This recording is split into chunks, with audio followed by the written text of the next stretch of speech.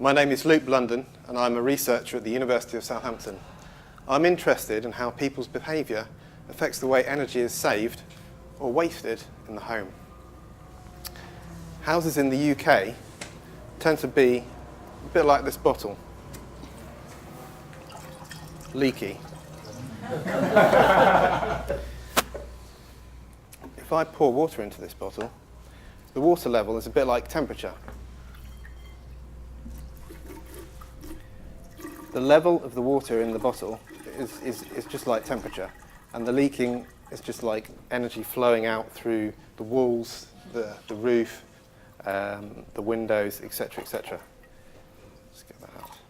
Now, in order to stop those leaks, we can do insulation. This is a bit like a sticking plaster on this one here. The other thing we can do is just simply reduce the temperature. In that case, we can maintain a particular temperature with lower losses of energy.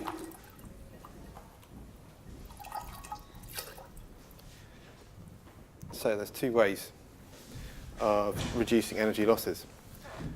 Or to extend the analogy a little bit further, you could pour the water a bit more accurately into the bottle instead of spilling it down the side.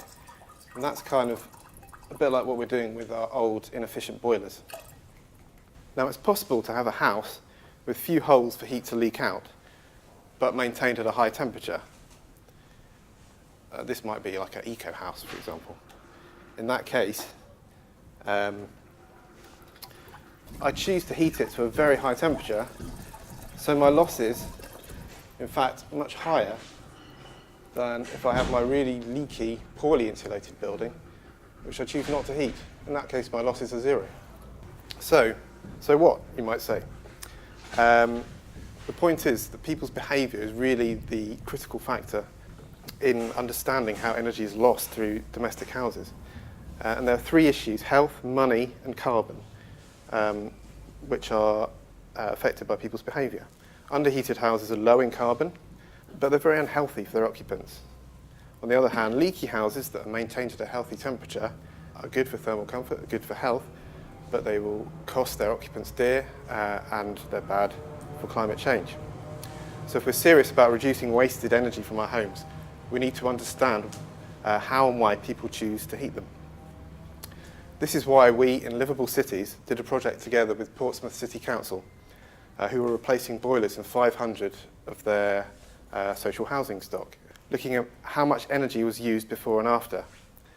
Now, when you upgrade the boiler in a house, the amount of energy you save, so if I change my old inefficient boiler for my new fancy condensing boiler, the amount of energy you save is not what you would expect from what you're pouring into the house.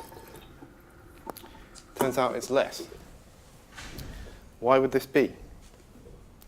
Well, it can be that people are likely to choose to heat their house to a warmer temperature if the cost of doing so was already a problem for them.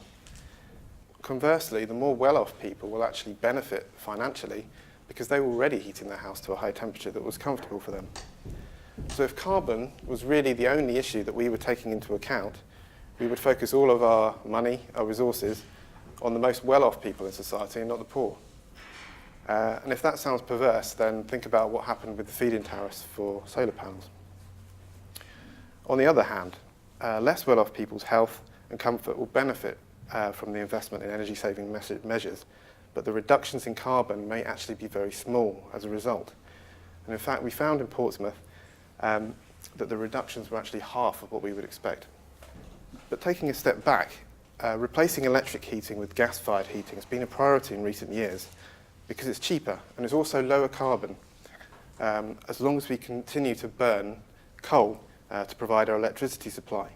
However, if we manage to change our electricity supply to low carbon forms, wind, solar, perhaps controversially, nuclear, then there is a risk that we find ourselves locked in to a legacy of gas boilers, pipework, infrastructure that are no longer the best low carbon option.